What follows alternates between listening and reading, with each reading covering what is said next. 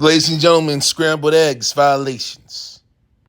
Scrambled eggs violations is the actions of performing scrambled eggs by only one partner without the other partner's consent.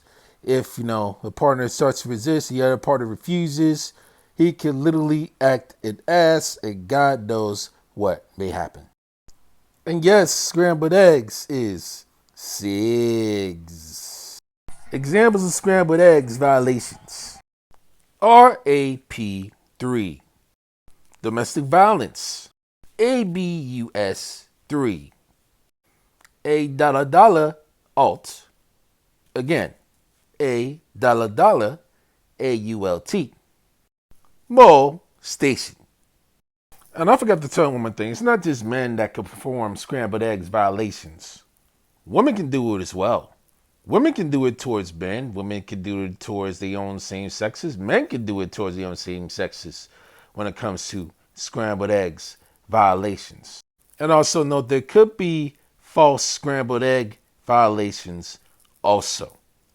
And unfortunately, once you're accused of scrambled eggs violations, depending on the gender, the stigma could still be there. Go ask Diddy.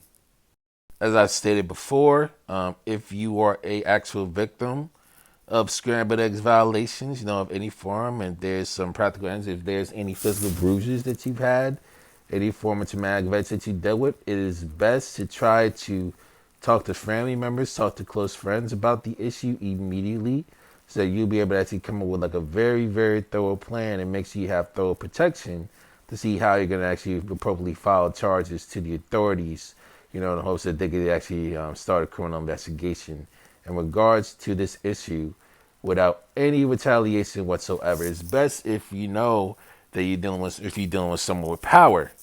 Right? If you're dealing with someone with power or any other form of connects, however it may be, that they will do everything they can to literally try to silence that victim, actually try to demean that story, even silence any form of family members, anyone that's literally there or however it may be.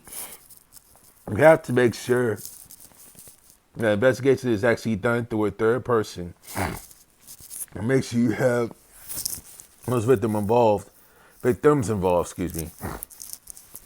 make sure you actually go and seek help and seek an investigation as soon as possible.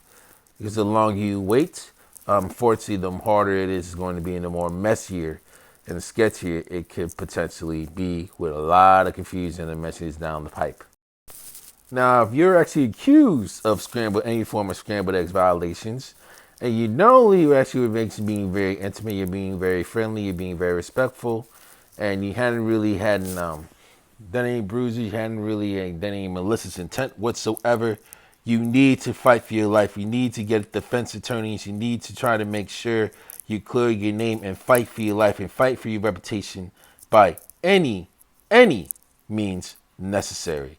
Because I've witnessed friends have like false scrambled egg violation charges on them. I've been hearing stories by my name of like how certain friends of hers were victim of false scrambled egg violations. They were literally had their years taken away from them and parts of their life taken away from them in prison, literally over scrambled egg violations and lies. So it is a real thing. It is real messy. Fight for your life thoroughly. Make sure you get all the thorough evidence that you need to really protect yourself. If you need to actually get audio recordings or even texts, that could literally try to save you and potentially clear you. You know what I mean?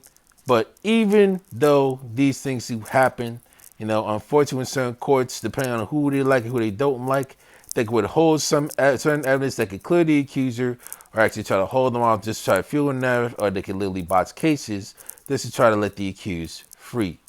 It's that messy. All the things you gotta be dealing with, unfortunately, when you're dealing with scrambled eggs violations.